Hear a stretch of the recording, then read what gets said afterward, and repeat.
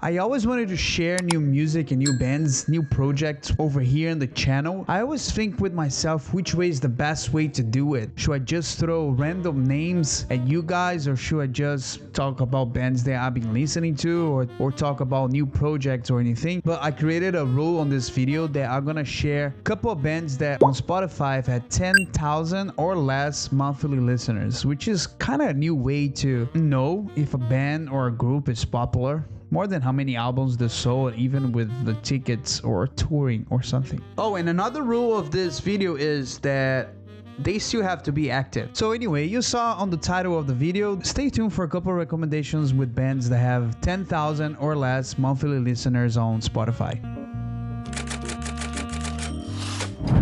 Asian Death is forming 2021 in Massachusetts. They had a couple of singles and splits and one demo on the underground death metal scene. And in 2025, they released the official debut called Ego Dissolution, which firmly planted them in the extreme metal scene with a raw death metal sound with aggression and a little bit of atmospheric sound. It is a newer band with a very strong debut, so on the death metal scene they probably create some waves. It's a band to keep an eye on it as they carve the space in the modern extreme metal. And I saw them a couple of weeks ago, and they're actually really good live. So shout out to Asian Death from Massachusetts. Black Swan is one of the strongest frontiers projects. There's so many of them. Most of them are so bad, but this one's actually really good. It brings together all-star lineup with Robin McCauley on vocals, Red Beach from Winger on guitars, Jeff Pilson from Poison on bass, and Matt Starr on drums. And many supergroups feel a little bit soulless and just a label experiment. Black Swan actually has two stellar records, Shake the World from 2020 and Generation Mind from 2022. It's a typical hard rock arena size with hooks, razor sharp guitar work, and surprising consistency in songwriting. And that's the biggest reason why they stand out from the typical, not even Frontiers, but so many other labels try to bring those things together with musicians from the past and even new musicians that do collaborations.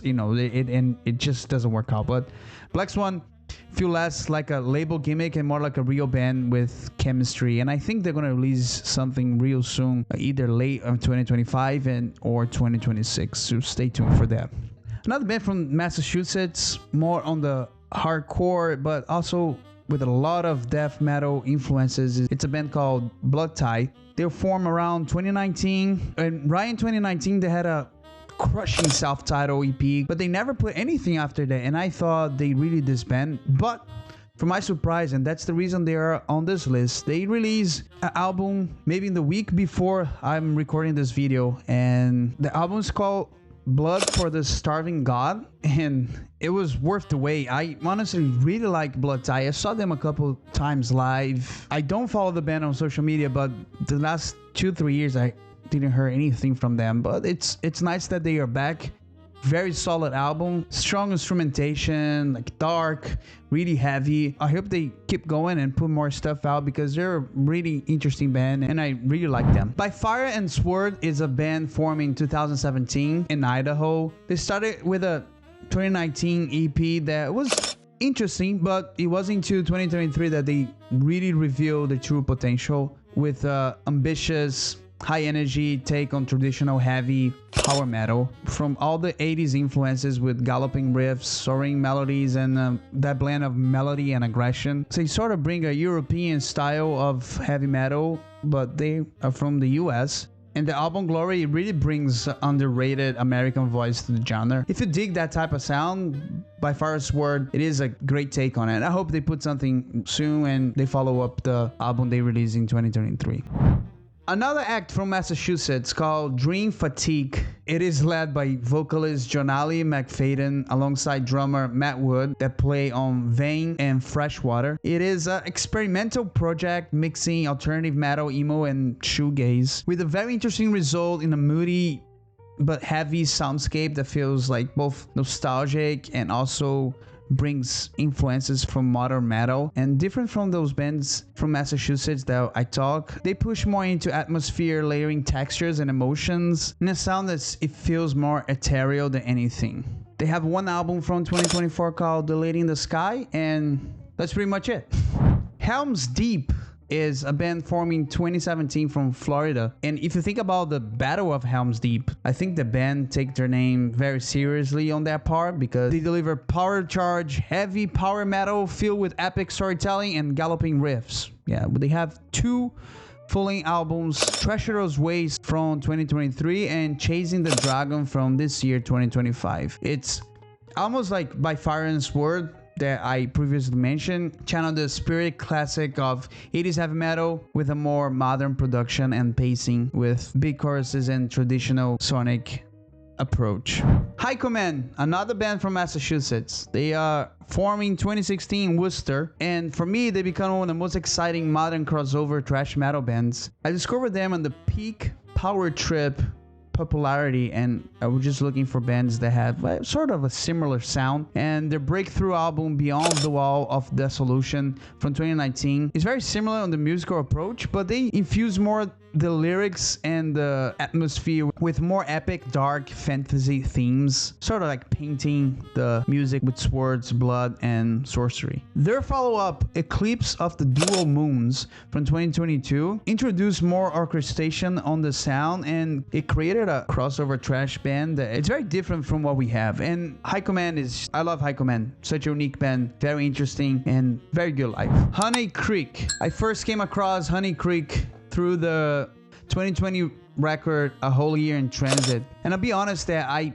repeated and listened to the album over and over again for so many weeks, and it was catchy, emotional, and full of Midwest pop punk grit. It had that very sweet spot between nostalgia and freshness. If I'm not wrong, they're from Wisconsin, but the follow-up album Self-Preservation Last Act from 2024 didn't quite capture the same nostalgia and lightning in a bottle for me, but it still proved that Honey Creek are worth paying attention. It's one of those bands that makes the early 2000s pop punk while making sort of like new and fresh. So Honey Creek is very interesting. If I have to choose one band on this whole list that it is my favorite, I think I'm gonna go with Kirk. They're from Athens, Greece, and they are one of the most unique metal bands in Europe right now. It's a sound that blends stoner riffs with Mediterranean folk traditions and regional melodies, resulting in a style that it's both heavy and deeply rooted in the Greek culture. Both of their albums, and I'll not even dare to pronounce, they are right here. They have such a nice mix of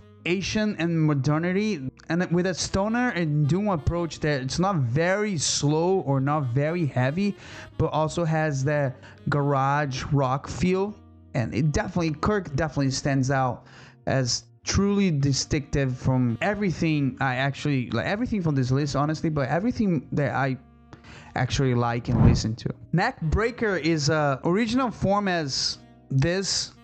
The band rebranded as Neckbreaker in 2024. They are from Denmark, and they dropped the debut album Within the Viscera independently in 2024. They are probably the youngest band on this list. I think the older member probably like 21 or 22. And they have a sound that channels classics 80s thrash metal with a death metal groove approach. It's tight, aggressive, and full of energy. And taking note on how good Within the Viscera is with their age, I think they can achieve so much within the extreme metal scene.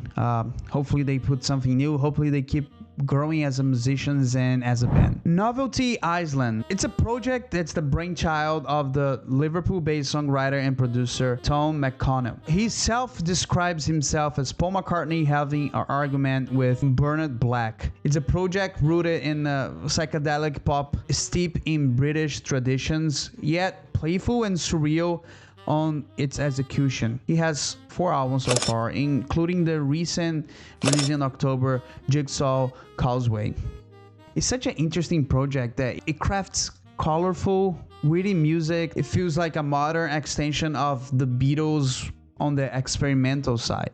Waltz and Weekend Television remains my personal favorite, but literally every release shows just how quirky and interesting the project really is. Shotgun Sawyer is a Californian band formed in 2015, and They sort of carve a niche for the bluesy driven heavy rock, combining garage rock energy with stoner riffs, creating a really raw and soulful sound. I discovered them with the 2019 record Bury the Hatchet, and it's still my favorite album to this day. They have 3 full lengths under the belt, and they're a good name if you like that bluesy heavy rock, doom-ish sound with a raw guitars and with a sounder approach. It's a good mix. Tombstoner, formed in Brooklyn in 2019. They blend everything from death to thrash to hardcore energy in the groovy sound. They released an EP in 2020 called Descent to Madness, and it was a strong introduction, but I think what really got my attention was the Victims of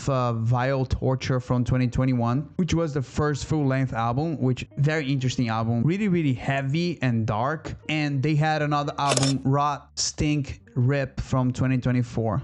They're still very young, and those 2 albums really cement them as one of the brightest young names in extreme metal, so it's worth it to keep an eye on it. Vengeful Spectre is a black metal band from China, and fewer black metal bands are as fascinating as them. They incorporate traditional Chinese instruments and folk elements into a violent, atmospheric black metal foundation. I'm not a big fan of black metal, just to be clear. The self-titled debut album from 2020 was a striking cultural fusion, and while the sophomore release pushed towards a more approachable, groovy sound without losing its intensity, it's just, both records are standout gems in global black metal, and that band remains one of the genre's most intriguing hidden treasures ever. Go check out. Even if you're not a fan of black metal, I'll recommend you checking out Vengeful Spectre. And the last name here, so they are in hiatus right now, but I'm gonna talk about Venom Prison. It's formed in 2015. It's a UK band. Quickly they became UK's most vital death metal bands. Fronted by Larissa Stupor, it's a band that mixes aggression of the crushing riffs with socially and politically charged lyrics, setting them a little bit apart from, at least on that time, from their peers. They have 3 albums so far: Animus from 2016, Sansara from 2019, which was the first time I heard about the band, and Edibles, a masterpiece from 2022. It really brought them up as such an interesting act, have really solidified them as the modern leaders of the genre. But currently, like I say, they are on hiatus. I don't know if they officially ended the band, but I think Larissa was pregnant at the time, and they didn't do much after Edibles, which is a shame. I got to see them once live in the US, and I was hoping that, they'll cross that underground name and would become a bigger band on the genre, because they had so much talent. And if you listen to Edibles, there's so many variables, so many interesting approach to death, doom, trash, hardcore. It's sad that they stop. I hope they're okay. I hope Larissa is fine with the baby as well. Those were a couple of recommendations of bands that have 10,000 or less monthly listeners on Spotify. Let me know in the comments which one you like, if you knew any band, or if you start listening to some of those bands and you end up liking it now. Don't forget to like, subscribe, share, and comment, and I'll see you guys in the next video. Take care.